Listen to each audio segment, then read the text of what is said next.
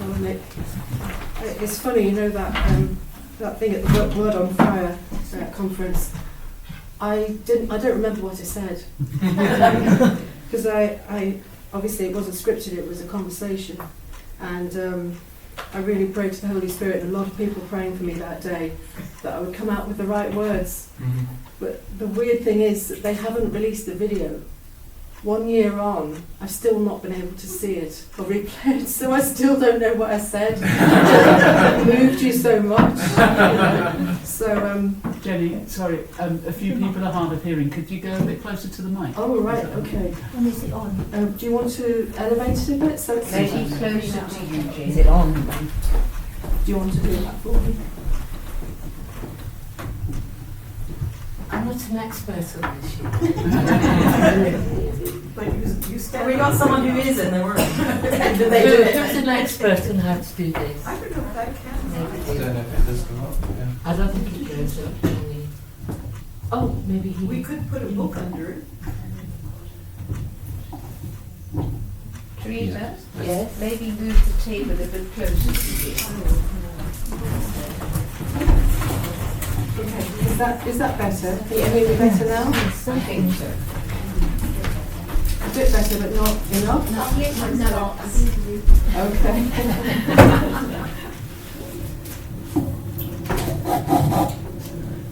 That's really close now. Okay, so I'm really honoured to be asked. I've always been a little bit intimidated by the Dominicans because you're all so clever and very well read and learned, and I'm not a theologian and sort of feel a bit of an interloper in this space. So I am really very honoured to be asked. And I've got many Dominican friends actually. I think Father Sam was the first, about 10 years ago, and Sister Helen Alford is also a friend, and anyway, numerous others. So it's wonderful to be here, and well, I've been asked to talk about our Christian calling in the context of this historical moment. And so we're going to look at what's going on. We're going to read the signs of the times. We're going to look at what's happened to our culture and why. We're going to try and name reality honestly, and we're going to use Catholic social teaching to do that, and also to show how the teaching tradition will help us to respond and be part of the antidote. And we're also going to look at how God is calling each one of us to be more intentionally relational in order to participate in his mission. Not as some grand strategy, but as our everyday Christian witness. So the title of this session is Our Calling and the Relational Imperative. But before we get to the imperative, we've got to understand why the relational is imperative. And I want to start, if I may, just with a phrase that I really like, vocational responsibility. Now, I've kind of appropriated this from Pope John Paul II, who often spoke about responsibility arising from one's vocation. And obviously, you here will know that only too well in terms of priesthood and the religious life. And those of us who are married will understand that from the marriage vocation too. But of course, everyone also is called to participate in God's great creative participation. Our contribution to the world is a gift. And John Paul spoke of vocation not just in terms of individuals, but also in terms of institutions, local institutions, businesses, schools, churches, charities, associations, all have a vocation for the common good. We'll look at that a bit more later on, but the point being that vocation is not inward looking, it's outward facing. And the responsibility arising from our vocation applies to all of us. So with that backdrop, I think it's probably a good idea if I tell you a little bit about myself, so you know where I'm coming from. I had an Anglican upbringing. I am the only daughter of Bishop David Shepherd, who in his partnership with Archbishop Warlock was involved in sort of groundbreaking partnership between the 70s and the 90s. At a time of division, high unemployment, instability, sectarianism, They embodied solidarity, and they were taken to the hearts of the people of Liverpool. And of course their ministry bridged the sectarian divide. It was an example of relational leadership. Their relationship directly led to the historic visit of John Paul II in 1982. Without their relationship, that probably wouldn't have happened. And it was the first visit of a reigning pope since the Reformation. So it was a symbolic healing moment that came out of that relationship. But I wasn't happy being a bishop's daughter. I was actually quite a nightmare as a teen. If any of you are teachers here, I was the sort of teen that you'd have been worried about. I was happier in the Liverpool music scene. I was estranged from the church. But then, years later, in my 20s, I had a conversion experience. A dark night of the soul, a very dramatic experience, an unexpected grace. Completely out of the blue, really, and I became a Catholic under the guidance of Father Michael Hollings. I developed a prayer life. I was just working as a graphic designer, a bit of charity work. I got married, I had children. So for about 20 years, quite an unremarkable, quiet life, very ordinary. And then in 2011, in my late 40s, I had what I would describe as a nudge of the Holy Spirit. I didn't really understand, didn't have the language to describe what was going on at that time, but I sensed something was happening. And what I was seeing was, I was kind of being drawn to see the beginnings of things going wrong in our society. It was 2011, you might remember the Tottenham riots, beginning of public discontent. What's now very obvious to everyone, I think, was beginning then. I was seeing that the politics of left and right was failing to meet real needs, and I was particularly noticing that the churches were unable to respond adequately. And at that point, as I was on this trail, somebody introduced me to Catholic social teaching. Now, I've been Catholic since 1988, and no one had told me about it. So, as Father Nick implies, a lot of people regard it as optional, or not central. So, at that point, I'm not an academic, and I struggled. It's quite dense, but I immediately realised it was dynamic and really vitally important, but inaccessible, abstract, and dry, the way it was being communicated. Anyway, I continued following this trail of discernment, and I was introduced to people, and over about a year I met about 100 people. Eventually this emerged into what I now run, which is Together for the Common Good, a small charity. We're still very spirit-led. Thousands have become involved over those years, and we help people build up confidence to discern they are called to play a part for the common good. They have a vocational responsibility, and so we engage with churches, charities, leaders and schools.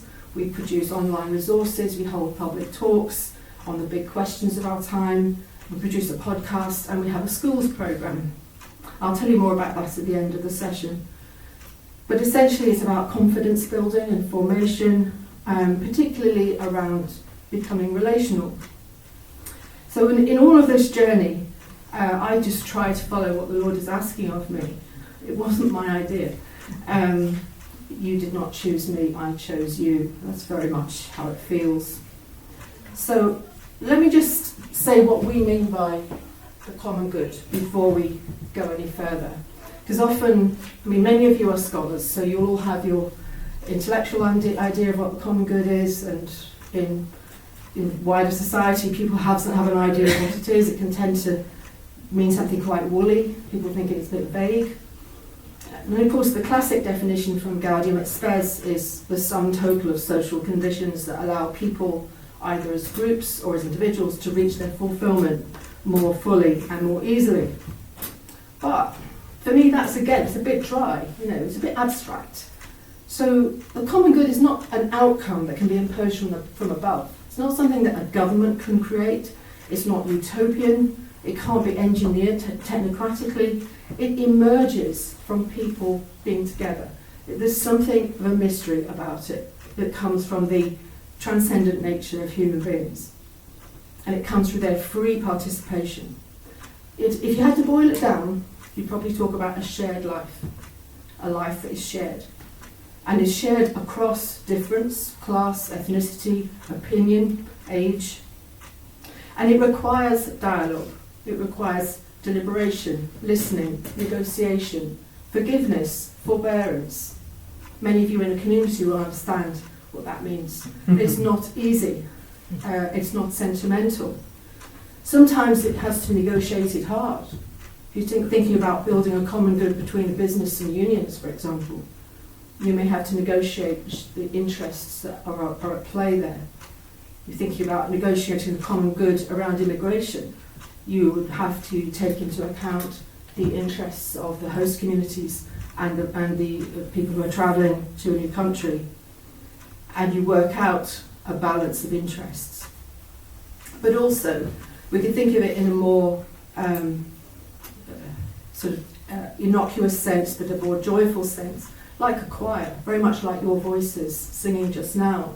Many different voices contributing, where everybody has a different role to play, but the collective experience is transforming and benefits everyone. So the question becomes, why is this so urgent now? So I think we're going to read the signs of the times. Of course, I think it was Hemingway that said, change happens slowly and then all at once. And it does feel like that kind of moment, doesn't it? It's been building for a number of years. As Father Nick said yesterday, that was that Pope Francis quote, which we're not just in the era of change, but a change of era. Now that's not just rhetoric, it is actually the case. And that's really hard for us to get our heads around. Pope Francis described this as a process of being stripped of false securities, that we're no longer able to complacently enjoy the illusions of the old era. It's not credible anymore to continue with the assumption even that governments can adequately represent us, or that the socio-economic model that we've been living with can underwrite a flourishing life for all. And that feels deeply unsettling. That is actually what's going on. So we're seeing lots of symptoms.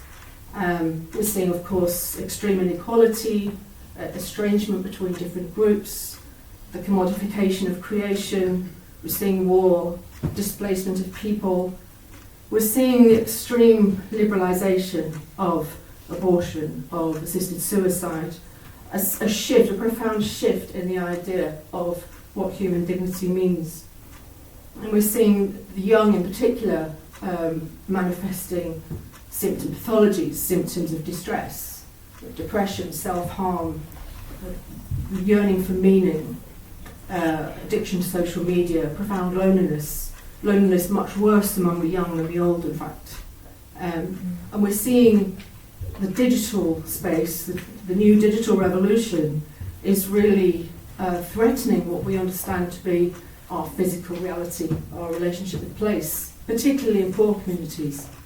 You know, if you've got very poor infrastructure, you can understand why it's very tempting to go online where life is shiny and perfect. So there's a real threat to our engagement, our relationship with the local. And of course we have the acceleration of AI and robotics and the kind of technocratic paradigm that both Pope Leo and Pope Francis have referred to. So there's this sense of a kind of impending power, which sort of threatens our local, our relational power.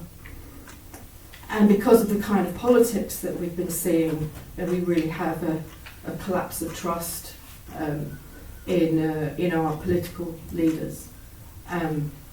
We're seeing more tribalism and anger among our country. And the sense of meaninglessness I've just mentioned is become a factor in what we're talking about, the quiet revival, that young people are hungry for meaning in a world that's become so like a sea of relativism. It's very difficult for them to find a purchase, some kind of security, and so many of them are looking for tradition. And this is often described as a mental health crisis, but actually it's an existential crisis. It has a spiritual root. But of course, all of this might sound to some people a bit like exaggeration. It's not really that bad, is it? You know, it's nice and peaceful outside, the hedges are clipped, buildings are still standing, people still go to work. The thing is, it depends on where you live and who you know and what media you consume. Our media is now so fragmented that we really can be living very close by physically and actually in parallel worlds. So we've got this reality now of, unfortunately, a sense of sectarianism emerging, balkanisation in the country, with people really very polarised and alienated from each other's narratives.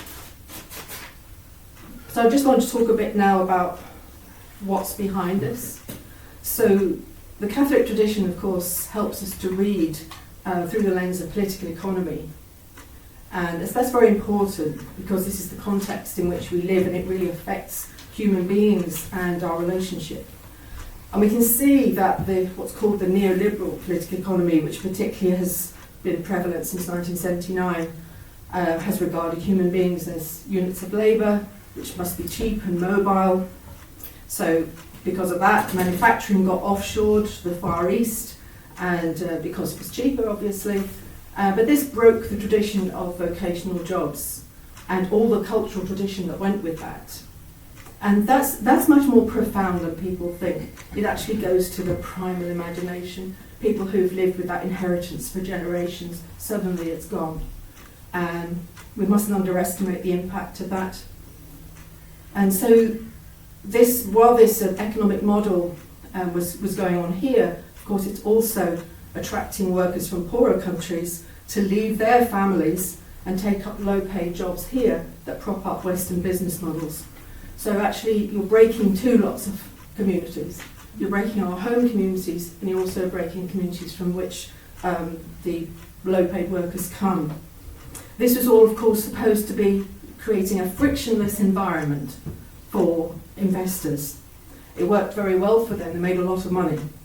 But it was actually devastating for millions of relationships, not just in our country but from around the world. I was in Doha recently and spoke to workers in the hotel and in the airport, been away from home 7 years, 9 years, 12 years, really lonely, missing their families, sending money home. But that's the new reality.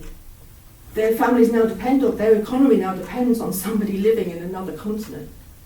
This is what our economy has become. It breaks relationships. As Pope Francis said, it's an economy that kills. And if you remember, four decades ago, or even less actually, the idea that people should have to move to find work was regarded as right-wing. Remember Norman Tebbit, get on your bike? It was an affront to have to leave your family and to leave a settled life. But of course this has now been rebranded as freedom. Freedom to move. And again, this breaking of relationship with place, it's led to a civic degradation on a vast scale. While some people have profited, while very large numbers have suffered. And then of course the shift in the knowledge economy and the service economies then caused further shame. Communities that had suffered this globalization dogma were then framed as deficient and backward. I would describe all of this as a breach of the common good. You know, if we talk about common good as a shared life, this is no longer a shared life. And so of course in time we'd see this politics of abandonment was a recipe for mass discontent. And that's what we're seeing, not just in this country, but across the West. So what's going on here? How do we make sense of this? What connects all these disparate symptoms? Well, I would say that every era is shaped by an animating idea. And the idea underpinning the era that's in the process of breaking down comes from the philosophy of liberalism, a particularly extreme strain of liberalism stemming from the idea of the unencumbered self. The unencumbered self, where freedom is understood as freedom from constraint. So freedom from the constraints of family, of country, borders, of history, from God and from natural law. Now, of course, this ideology is inherently unstable because it goes against the grain of humanity. It's relying on a false anthropology, a desiccated, soulless conception of the human being, and this generates a false idea of freedom, and it leads to a cult of self, quite unlike our Christian Catholic anthropology, where the person is a relational being made in the image of God. So eventually, this idea liberates society from truth and from mutual responsibility. Its spirit is actually anti-human, which is why the system is now unravelling. Its relativistic and materialistic logic ultimately brings about its own destruction. And this misconception that human beings are somehow isolated individuals, rights-bearing individuals, it has led to the emergence of identity politics. This identitarian focus on race and gender, the categories, the oppressor, oppressed, the forms of victimhood we see in the culture wars, all stem from this idea. And of course, because it's materialistic and against the nature of human being, it has led to spiritual confusion and demoralisation. And so also this has led to a distorted meaning of social justice, which after all was originally a Catholic term. It's now completely been colonised by a progressive ideology focused upon identity and the oppressor-oppressed dynamic. So that's gone too. So all of this eats away at our shared values, and it erodes our sense of citizenship. It dissolves relationship, it undermines particularity of place, and it commodifies what it means to be human. And this puts human beings and communities under great strain. It separates and divides, and it promotes an overemphasis on rights and erodes our sense of mutual responsibility. It's actually Sister Helen that pointed out to me that when the Universal Declaration of Human Rights was released, originally it was rights and duties, but they couldn't agree on the duties, so they dropped them. I mean, that's quite stunning, isn't it? You think, what's the effect of that over how many decades? We have a culture that's dominated by rights without a concept of balance of responsibility. So we now end up with a me culture, the I this, the I that. It sounds cliche, doesn't it? But it's actually true. And this drives us to outsource more and more things that we used to do as families and communities and neighbours to the state, fostering a culture of dependency and entitlement, or to the market. I don't need anyone to get what I want. I can sit at home and order everything on Amazon. I don't need anybody. But this weakens civil society. And it's very widespread now. I mean, they say people don't open their doors now unless it's an Amazon delivery. Well, you think it's funny, but I think it's tragic. It's a kind of slavery. We end up with this list of pseudo-freedoms. This system says, on condition of your compliance, you can have mobility, you can have consumer choice, you can have rights, you can have self-determination. But it's a false story of freedom. It's endlessly promoted by the principalities and powers of our age. The over-centralised technocratic state, global finance, and corporations, who stand to gain so much of this and accrue more and more power. Yet it promotes this individualism that separates and divides, and it provokes this profound yearning for meaning. And I'm afraid to say that, it's pretty obvious now, but all our political parties have been colonised by this dogma. They've become disconnected, haven't they, from realities on the ground. They've lost touch with their founding purpose. Conservatives stopped conserving. Labour Party abandoned its purpose to represent human labour. Even the Greens are no longer green. We were discussing last night. There's a colonisation of this dogma across the piece. It's really striking. Once you see it, you can't unsee it. So it's kind of a hegemony, isn't it? It's a liberal, hyper-liberal hegemony of the politics of both right and the left. Although they express it in slightly different ways. There's a sort of blind spot going on. So the right attribute moral unravelling to excessive liberalism, but somehow the neoliberal economic system gets a free pass. But the left, they attribute poverty to the neoliberal economic system, but they embrace the progressive ideas of unlimited self-actualization. You know, I can remake my own body and basically become God. So both the left and the right have absorbed this liberalism in slightly different ways. They're two sides of the same coin. And of course, this anti-human philosophy has led to gross mismanagement and provoked widespread discontent, and this political upheaval that we're now living with, potentially facing the greatest realignment for 100 years.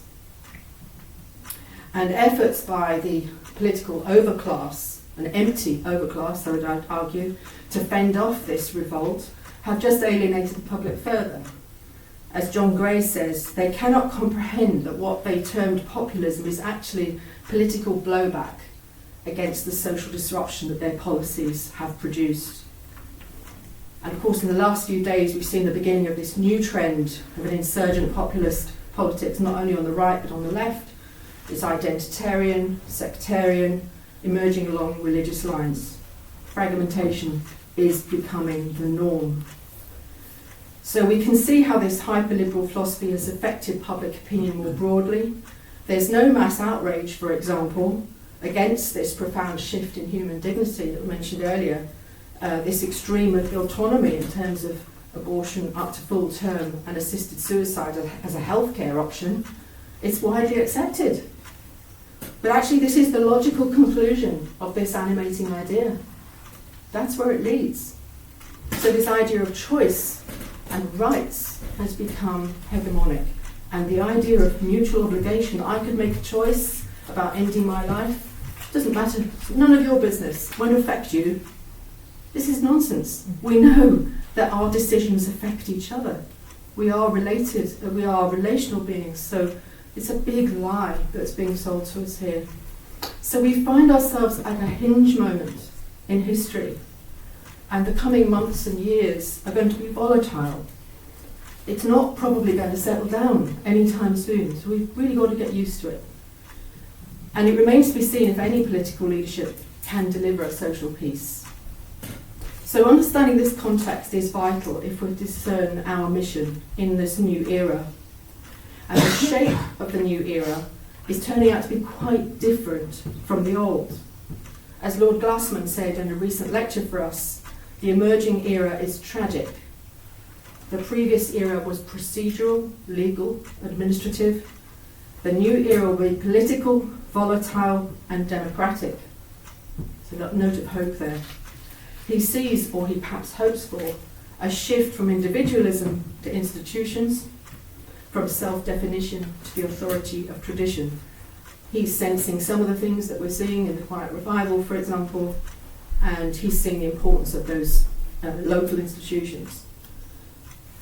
So why should we focus all of this when we want to talk about our calling? Because understanding context is vital if we're to discern our mission in this era. And because despite attempts by the modern state to subordinate the church to the private realm, what goes on in society is the location of our calling. So it is of great spiritual importance that we engage. So I wanted you to get the sense of the causes of the unravelling so that you can see clearly what the antidote needs to be. I think you can see how severe the problem is and that its causes are deeply rooted in this false anthropology of the unencumbered self. And so therefore we can see that the antidote must be a relational anthropology. And we have that as a gift in our tradition. This gift has often been too well hidden or ignored or seen to be optional. Catholic social teaching has always placed great emphasis on the relational. And it's obviously not meant just for Catholics, it's meant to be a gift for all people of goodwill. So we shouldn't be keeping it to ourselves. But it has become too theoretical, abstract, distorted, oversimplified, dumbed down in some cases. You know, if you were just to take a a cue from Cathode, for example, you just think it would be about solidarity in a third world. You wouldn't see it as a whole world view, as a framework for good judgment. And you wouldn't understand also that it had a relational ethic deeply embedded, which needs to be in our Christian witness. And we think about our recent popes, they've all emphasised the relational from the Catholic social teaching tradition. So Pope Francis, of course, talked about the culture of encounter, on and on and on about the culture of encounter, but somehow it just gets stuck as a sort of nice rhetorical piece of language. What does it actually mean on the ground? He also talked about integral ecology, but not often that's been kind of a theoretical idea that hasn't really worked out on the ground either. People tend to focus just on the environmental and not the integral with the person. People and planets meant to be balanced. Benedict XVI, borrowing from Newman, emphasised the connection between human beings in heart speaks unto heart. I mean, that's the profoundly relational connection he's talking about there. He's saying that truth is received in relationship and that the human being is a listener before being a speaker. That's a really simple and profound way of thinking about this, is to be in that listening posture which opens you up to the other person. John Paul II insisted that the human person is created from love and fulfilled in communion. He said that man cannot fully find himself except through a sincere gift of himself. So they're all pulling at this profoundly relational anthropology. And now Pope Leo XIV is also saying it's through relationships that we grow. Only genuine relationships and stable connections can build good lives. So this fundamentally relational anthropology runs right throughout the Catholic social teaching tradition. And the teaching includes a series of themes that together help us generate a vision of how human beings can thrive in relationship, both in a vocational and a metaphysical sense.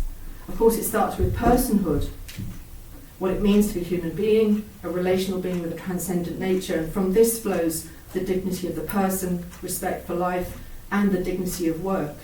And then, of course, the family, often called the fundamental cell of society or the school of love, but actually the family is a relational form in which we learn who we are, how to live with the unbidden. We don't choose our family. This is very important. It's really counter to the idea of me being in charge of the world. I'm not God. Within the family, I have to live with the people that I'm given. And that strengthens us as human beings. And then at the community and the local level, the Catholic tradition regards this layer of civil society institutions as particularly important.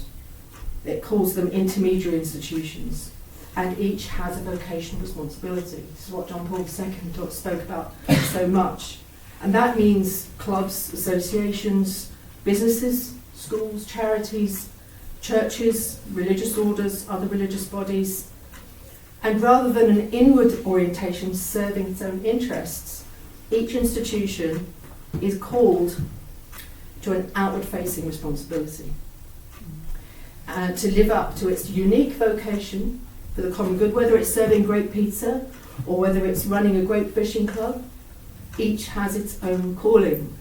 And not only to deliver for itself, but in relationship with its neighbouring institutions. So he talked about a lateral relationship, so the building of friendships between institutions and working together for the common good of the area. So it's very local, it's very grounded vision. And the local church, of course, has a special role here. It's not just like any other institution. It's partly its uniqueness is to unveil the sacred, but also as an outward-facing body, proactively building relationships with other neighbouring institutions, being that leaven in society, encouraging relationship, infusing the wider community with its gifts, while also, and this is critical, the reciprocity, being open to receiving from its neighbours. So the church actually needs to get over itself and not be so ecclesial, not so centric, recognising that it also has things to learn. So that sense of reciprocity being open, as giving, being able to receive as well as give. And the local church has a particularly important calling when the local life is thin. So in a thriving small town, for example, you might have lots of nice boutiques and lots of cafes and associations, but in a poor place, you might just have a chicken shop and a betting shop. Now, in that setting, the church is particularly important as a place for enabling people to meet, a civilizing, humanizing role.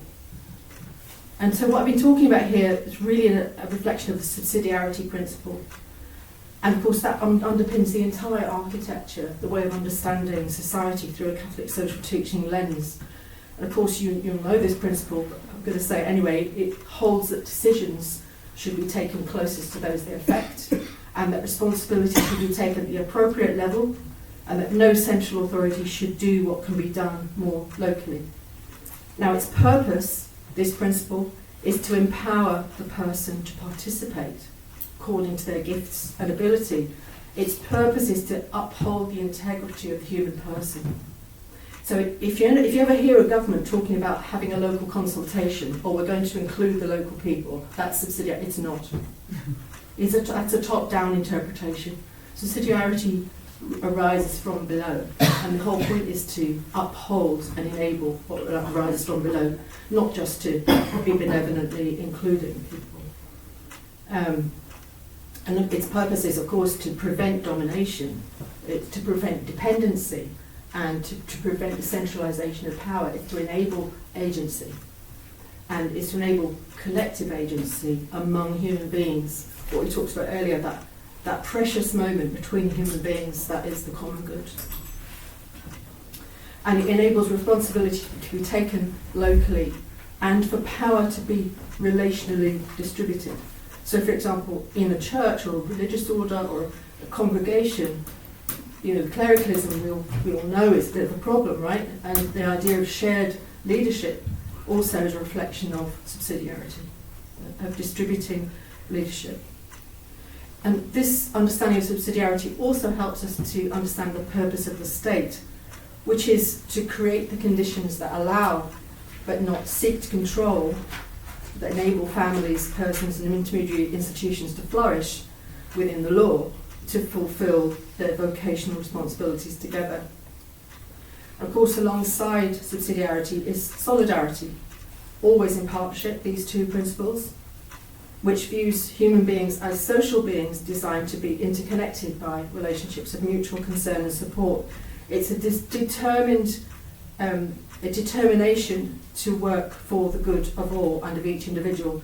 No one should be facing the struggles of life alone. And that's unfortunately what we're seeing a lot of now. A single mum stuck in a flat, surrounded by unpaid bills, damp on the wall, curtains closed, probably suffering from depression, and all she gets is a transfer of cash from the welfare state. That she should be in relationship with someone. The churches should be right in that space, reaching out to people who are isolated. This is the reality of the modern state, is that it's efficient, but it's actually really inefficient because it doesn't reach people where they are. And in practice, of course, this means building trusting relationships, particularly with people who are poor, honouring their concerns, acting together, and for example, at scale, joining people together to act on, for example, issues like damp in housing or getting together to demand decent local jobs. That's what I understand solidarity to mean in practice. Then, of course, there's the option for the poor, and that also has a relational element to it.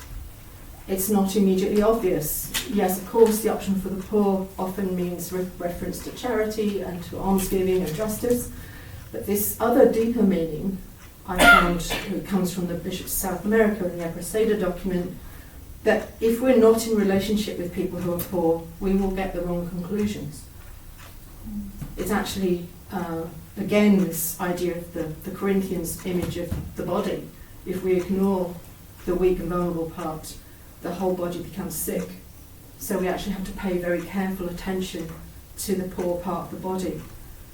Pope Francis said that the poor have an openness to God and to others. They know their need for others that the affluent and the busy don't have or have lost or forgotten. So our relationship with the poor is actually partly in our interests. Speaking as a middle class person, most of us are here, it's something that the church needs. In fact, Pope Francis said the church needs to be evangelised by the poor. So we shouldn't get complacent and think that it's enough just to run a food bank. It's actually a problem with that service provider dynamic. There's a huge problem with it. It inadvertently encourages dependency. It alienates poor people from the middle class benevolent giver. We should be in relationship. We should have this reciprocity, this collective sense of common good together, a shared life. So you can see again how this animating idea has even affected our idea of charity. It's turned it into a transactional dynamic. So I just want to pause for a moment and just think about how this tradition is fundamentally relational. And so it becomes clearer to us why it's the antidote for our time. Now, everyone will have different expectations, different interpretations of what this might look like in practice.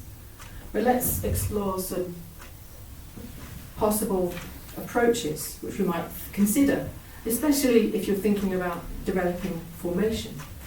I'm thinking about Christian witness. What does this mean for our everyday lives? What does it mean to be a Christian now in this new context?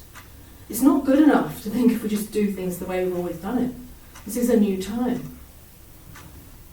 People call it a post-Christendom context, partly that, but also this domination of individualism, which has wrecked our society, means that we're in a new time.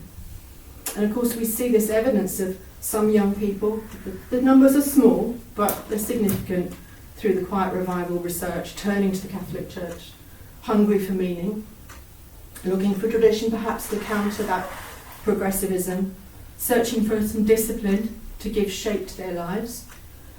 Some of them may be motivated by political reasons, others are distressed by nihilism or loneliness, looking for belonging. But if we're to foster an authentic Christian discipleship, especially in this context of Christian nationalism, which is adopting Christianity for political reasons, then what we have to really think about carefully is a Christian witness that is shaped around an authentic, relational Christian anthropology that incorporates a common good thinking approach.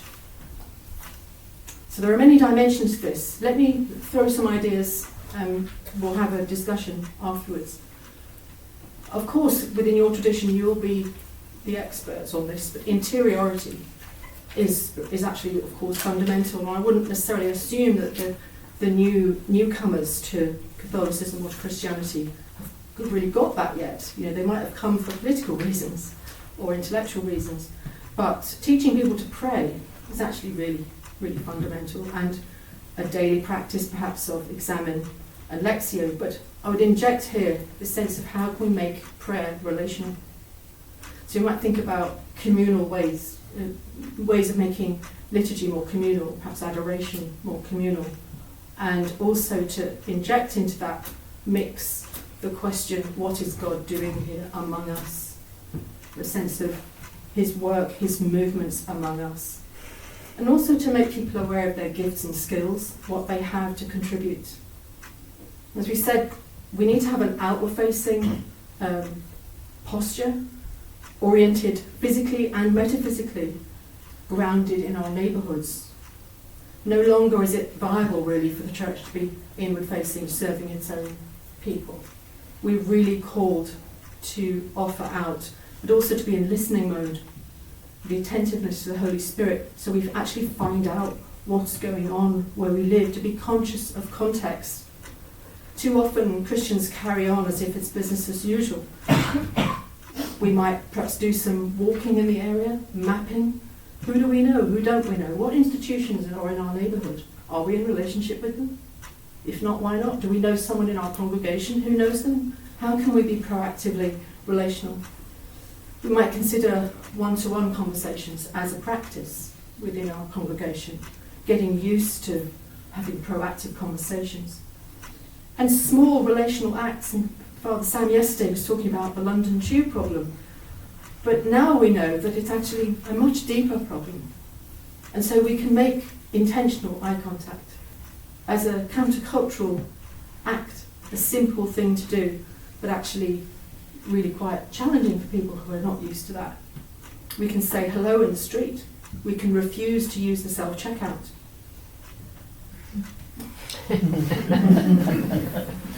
I do. It takes longer.